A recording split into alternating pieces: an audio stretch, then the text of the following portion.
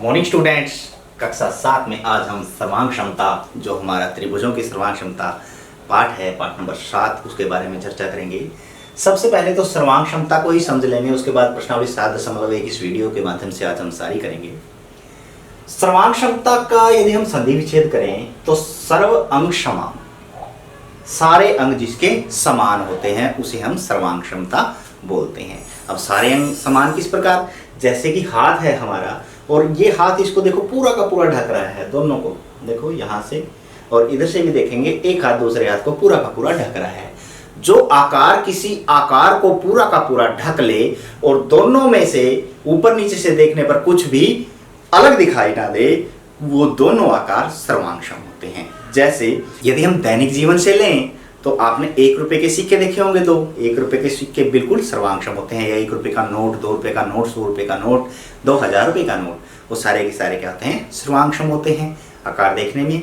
यदि आप देखें कि आपकी गणित की पुस्तक है 7वीं क्लास की और दूसरे बच्चे के पास वही पुस्तक 7वीं क्लास की, तो वो भी क्या है, सर्वांगक्षम है।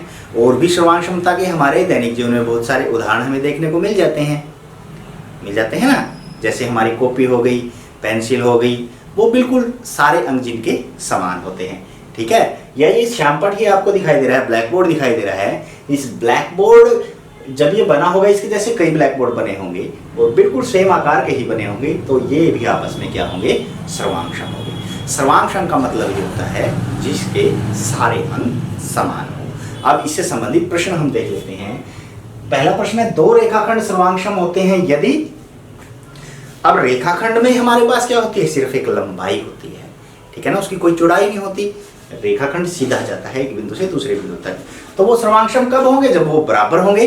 तो यहाँ पे हम लिखेंगे कि 2 रेखाखंड सर्वांगक्षम होते हैं यदि वे समान लंबाई के हैं। समान लंबाई के है ना, एक रेखाखंड यदि 5 सेंटीमीटर का है और दूसरा उसके सर्वांगक्षम है, तो दूसरा भी 5 ही सेंटीमीटर का होगा।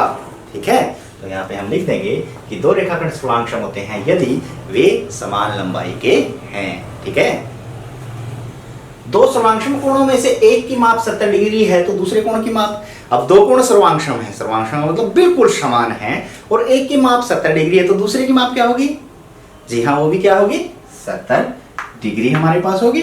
सर्वांगक्षम में तो बराबर ही होंगे ना। ठीक है, अब यहाँ पे तीसरा शी भाग है जो इसका पहले का, जब हम कोण ए बराबर कोण बी लिखते हैं, हमारा वास्तव में अर्थ क्या होता है, कोण ए बराबर कोण बी लिखने का अर्थ क्या होता है कि जो एक कोण की माप है वो बी कोण के बराबर है, कोण की माप। तो हम लिखेंगे माप कोण ए बराबर होगा माप कोण बी के। तो वास्तव में हमारा अर्थ क्या होता है, ये होता है। ठीक है, अब प्रश्न नंबर 2 में वास्तविक जीवन से 2 उदाहरण सर्वांग क्षमता के हमें देने हैं। अभी हमने दिए थे 1 रुपए के 2 सिक्के, आपकी गणित की 2 पुस्तकें, ठीक है ना, 7वीं कक्षा गणित की 2 पुस्तकें, या फिर किसी भी कंपनी की 2 पेंसिलें, ठीक है ना। तो और भी आप उदाहरण दे सकते हैं, बहुत सारे उदाहरण है हमारे पास। तीसरा प्रश्न है, सुमेलन किया गया है एबीसी का त्रिभुज एफईडी के साथ, और सर्वांग क्षमता का ये हमारे पास ये निशान है, बराबर का निशान, और इसके ऊपर थोड़ा ये तिरछा सा, ये सर्वांग क्षमता का निशान है। 2 त्रिभुज सर्वांगक्षम कब होंगे, अब ये बात ध्यान में रखें। अब त्रिभुज के अंदर क्या चीजें होती हैं, त्रिभुज के अंदर भुजाएं होती हैं, त्रिभुज के अंदर कोण होते हैं। तो भुजाएं, जिन 2 त्रिभुजों की तीनों भुजाएं आपस में समान हो और तीनों कोण आपस में समान हो, वो क्या होंगे, सर्वांगक्षम होंगे। तो ये सुमेलन हमें दे रखा है कि त्रिभुज एबीसी सर्वांगक्षम है त्रिभुज एफईडी के, इनके हमें संगत भाग लिखने हैं जो समान हैं। कौन कौन से, अब ये लिखना ध्यान से सीखिए आप। जो भी सर्वांग क्षमता हमें दे रखी है, पहले क्या दे रखा है, ए, यहाँ पे एफ, तो मैं लिखूंगा कि कोण ए सुमेलित होगा कोण एफ के।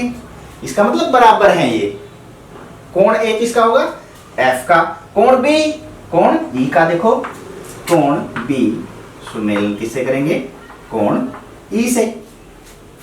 ठीक है, और कोण सी किससे होगा, डी से। कोण सी सुमेलित होगा कोण डी से। ठीक है, ये है कोणों की बात। कोण हमें सुमेलित कर दिए हैं, देखो ए का एफ के साथ, बी का ई के साथ और सी का डी के साथ। बिल्कुल जिस प्रकार लिखा गया हमें उसी प्रकार लेना है।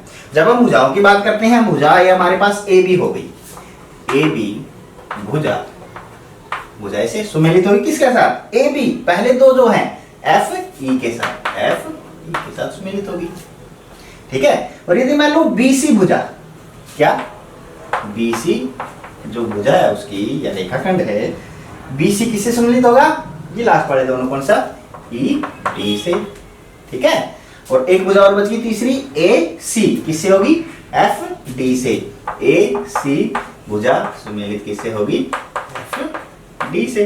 बस जो जहां पे बिंदु लिख रखा है उसके अनुसार ही हमें इसको उठाना है, ठीक है। ये तीसरा प्रश्न हमारा हो गया।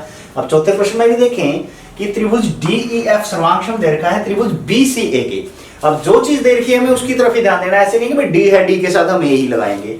अब डी के साथ किसका कॉम्बिनेशन है, बी का, ई के साथ सी का, एफ के साथ ए का, ये ध्यान में रखना है, ठीक है।